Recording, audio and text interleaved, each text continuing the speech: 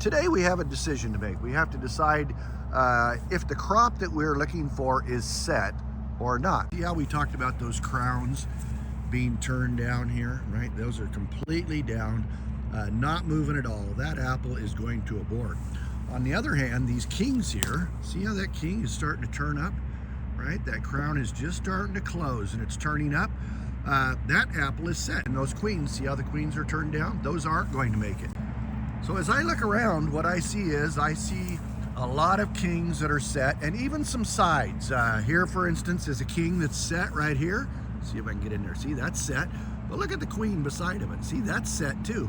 We did manage to abort some of those, but we still have to thin some more fruit off of here. I want her to drop so that I'm left with just one king. So what I'm really looking for is a king and a king and a king, and I want those to be spaced equally about a fist apart on this tree. This is called the Petal Fall Spray or the 7 spray. And not only does it kill insects, but it has the effect of these trees. We've learned over the years that it makes the tree just sick enough or just stressed enough that those strong kings are going to stay on the tree when we spray it. But some of those weaker queens, they're going to go ahead and fall off and they're going to abort. So before we spray that, there's a couple things we want to do. We want to make sure that the bees are pulled out of the field. We don't want any bees in here when we're spraying insecticides.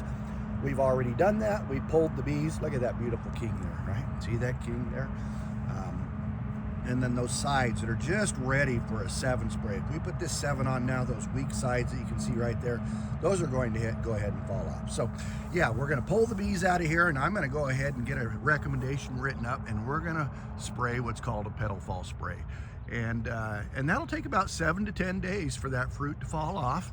If you get a little bit of heat, which we're going to, it's going to get up in the 80s here over the course of this week. It'll make it much more effective. So you want to be real careful in the rates you use on that. You want to know what the weather condition is, and you want to have some experience. I've done this many times, and it's scary because you can knock a crop on the ground in a real big hurry if you don't know what you're doing. But now is the perfect timing. We've pollinated this crop. We've done the blossom thinning, and that has weakened them and set them up for this next spray, which is called the Petal Fall Spray.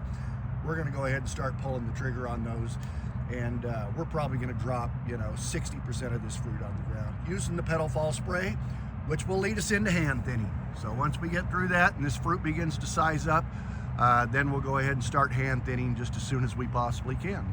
That's the process of setting a crop.